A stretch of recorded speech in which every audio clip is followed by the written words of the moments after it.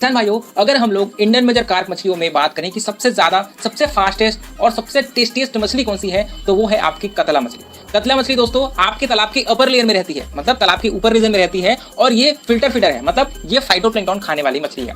इसी वजह से अगर हम लोग इस मछली को पालन करेंगे तो इसके लिए ऐसा जरूरी नहीं है कि आप इसको कमर्शियल फीड खिलाइए। आप इसको ऑर्गेनिक, इनऑर्गेनिक फर्टिलाइजर के साथ साथ जो आपके एग्रीकल्चर बाई प्रोडक्ट्स हैं, जैसे कोई भी खली हो गया, कोई भी ब्रांड हो गया, उसको सड़ा करके या फिर उसको डायरेक्ट आप फीडिंग करा करके भी आप कतला मछली का पालन कर सकती हैं। तो आज के इस इंपॉर्टेंट वीडियो में लोग बात करने वाले हैं कतला मछली को कितना तालाब में छोड़ना चाहिए, कतला मछली को क्या खिलाना चाहिए और कतला मछली कितने दिनों में तैयार हो जाती है। ये सारे इंपॉर्टेंट चीजें जो एक अच्छे किसान भाई को उसकी जानकारी होनी चाहिए, उसके बारे में ही ये वीडियो है। सबसे पहले हम लोग बात करते हैं कतला मछली को हम लोग सिंगल स्पीसीज पालन नहीं करते। इसका मेन कारण है कि अगर आप कम क्षेत्रफल में ज्यादा मछलियों का पालन करना चाहते हैं तो आपको कतला मछली के साथ साथ और मछली को भी पालने का ऑप्शन मिलता है आपको। इसी वजह से हम लोग कतला मछली के साथ या तो आप ग्रास कार्प पालिए, आप अमूर कार्प पालिए, ठीक है, या फिर आप सिल्वर कार्प पालिए, लेकिन आप सिंगल स्पीसीज का पालन मत करिए अगर आप कतला मछली का ही पालन करने की इच्छुक हैं तो।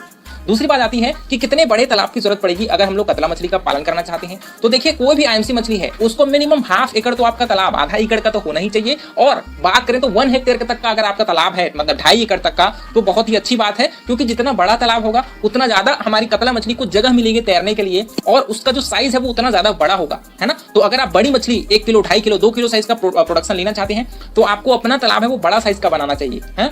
दूसरी बात आती है कि हम लोगों को किस प्रकार के अपने मिट्टी में तालाब का निर्माण करवाना चाहिए। तो दोमट मिट्टी, ठीक है, उस मिट्टी में आपको तालाब का निर्माण करवाना चाहिए।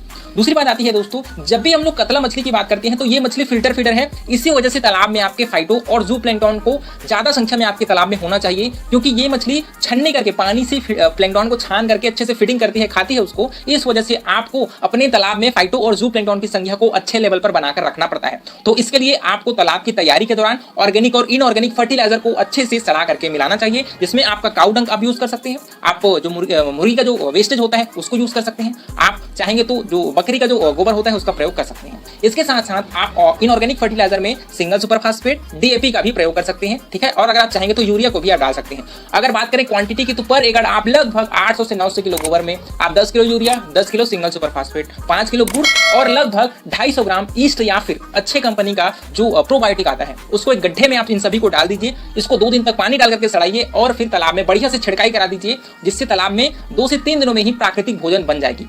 अगर आप गोबर नहीं डालना चाहते तो आप सरसों खली और राइस ब्रान, इसके साथ मोलासेस मतलब गुड़ और ईस्ट जो आता है उसको भी डाल करके आप लगभग इसके लिए आपको 100 से 150 किलो दोनों को, मतलब कम से कम 50 किलो खली और लगभग आपकी 25 किलो आपकी राइस ब्रान, इन सभी को सड़ा करके भी आप तालाब में छिड़काई करा सकते हैं। उससे भी प्राकृतिक भोजन बनेगी। लेकिन गोबर में क्या है, गोबर में न्यूट्रिएंट्स तालाब में जाती है, नाइट्रोजन, फास्फोरस, आपकी पोटेशियम, ये न्यूट्रिएंट्स प्लैंक्टन को डेवलप करने में बहुत ज्यादा मददगार साबित होती है। इसीलिए आपको मैं सलाह दूंगा कि आप बच्चा डालने से पहले जरूर तालाब में गोबर का प्रयोग करिए। बहुत ही सस्ते दाम में आपकी जो तालाब है उसमें प्राकृतिक भोजन तैयार हो जाएगी, ठीक है।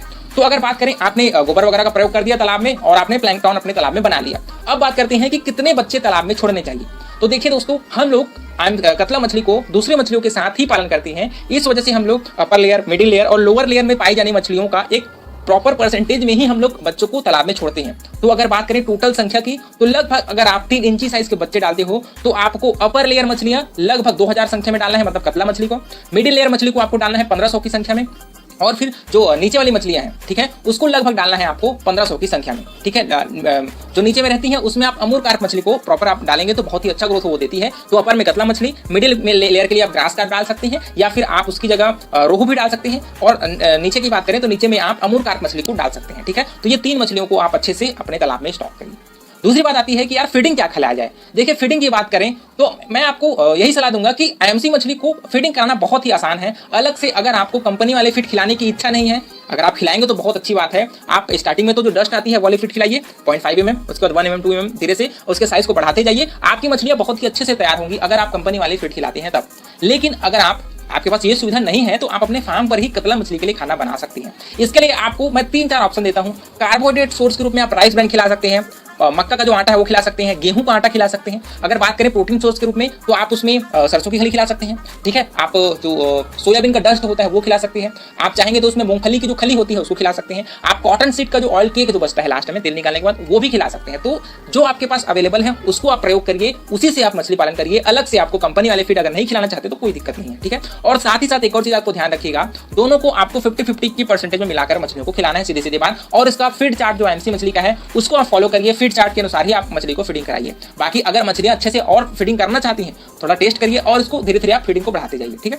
उस दूसरी बात, आपको पानी को जरूर चेक करते रहना है। वाटर टेस्टिंग किट जरूर खरीद लीजिए ताकि पानी में पीएच, डिजॉल्व ऑक्सीजन और अमोनिया, इन 3 चीजों को भी अगर आपने 2 से 3 दिनों में नाप करके उसके अनुसार से आप पानी में चीजें डालते रहोगे तो बहुत ही अच्छे से मछलियां तैयार हो जाएंगी। अलग से बीमारी वगैरह कोई इसमें झंझट नहीं आएगा अगर आप पानी को अच्छे से टेस्ट कर रहे हो तो, ठीक है। तो इस प्रकार से आप लगभग कतला मछली तो दोस्तों अगर आप 3 इंची साइज के बच्चे डालोगे तो उसको लगभग 8 महीने लगेगी, लेकिन अगर आप उसको एडवांस फिंगरिंग 50 ग्राम 100 ग्राम के बच्चे डालोगे तो 6 महीने में यह मछली आसानी से 1 किलो साइज तक पहुंच जाएगी अगर आप अच्छे क्वालिटी के बच्चे तालाब में छोड़ते हो तो, ठीक है। इस प्रकार से किसान भाइयों आप आसानी से कतला मछली को पालन कर सकते हैं। कोई भी झंझट नहीं है इस मछली के पालन में, बहुत ही अच्छे से यह मछली तैयार होती है और छोटे क्षेत्र में भी अच्छा उत्पादन आप इस मछली को पाल करके ले सकते हैं। तो किसान भाइयों आशा करता हूं आपको वीडियो अच्छा लगा होगा। वीडियो पसंद आया होगा तो वीडियो को लाइक जरूर करिए। ऑस्कर फिशरीज पर नए हैं तो चैनल को सब्सक्राइब करना बिल्कुल मत भूलिएगा। मिलते हैं अगले वीडियो में किसान भाइयों, तब तक के लिए बड़ों का सम्मान करिए, छोटों को प्यार करिए और खुद का ढेर सारा ख्याल रखिए। Thank you, thanks for watching.